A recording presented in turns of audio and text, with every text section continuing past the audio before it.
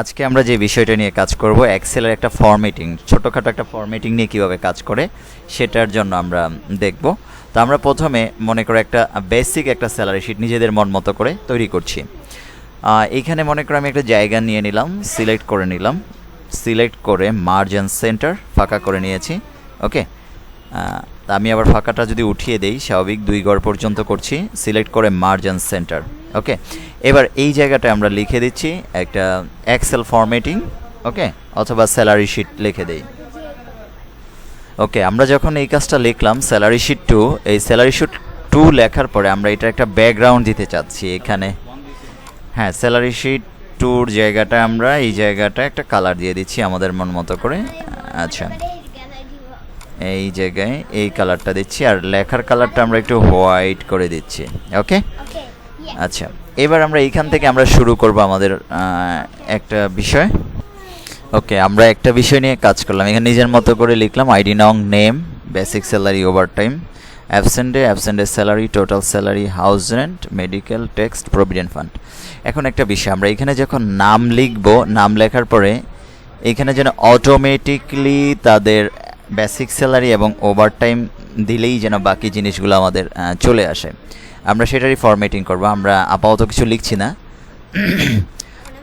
আমরা প্রথমে ওভারটাইম স্যালারির এই জায়গাটা থেকে আমরা কাজ করব।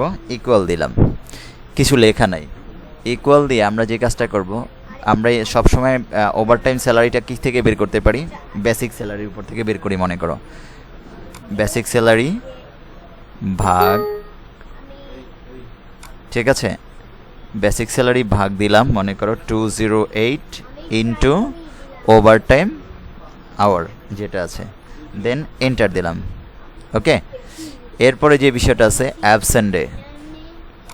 অ্যাবসেন্টের যে জায়গাটা আছে, এখানে মনে করো অ্যাবসেন্ট ডে আমরা বসাইলে যেন অ্যাবসেন্টের স্যালারিটা অটোমেটিকলি চলে আসে, এটা বের করার জন্য ইকুয়াল দিলাম। এটার জন্য আমাদের মনে করো বেসিক স্যালারি ভাগ 26 ইন্টু অ্যাবসেন্ট ডে, ঠিক আছে, এন্টার দিলাম। এখন 0 আছে না? এরপর আছে টোটাল স্যালারি। টোটাল স্যালারিটা মনে করো আমরা নিলাম এই জায়গাটা থেকে, ইকুয়াল দিলাম, দেন ওভারটাইম স্যালারি যোগ মাইনাস অ্যাবসেন্টের স্যালারি, ঠিক আছে। এখন এই জায়গাটা বসে গেল আমাদের। এবার আছে হাউস রেন্ট। হাউস রেন্ট মনে করো আমরা ইকুয়াল দিয়ে আমরা বেসিক ইন্টু 10% দিয়ে দিলাম, বেসিক ইন্টু 10% দিয়ে ইন্টার। হাউস রেন্টটা তো কম হয় না, আমরা একটু বাড়িয়ে দিই।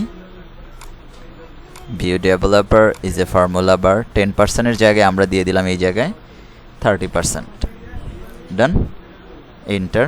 এবার মনে করো মেডিকেলে যাচ্ছি, মেডিকেলে আমরা দিয়ে দিলাম 10%, equal basic into 10%, then enter.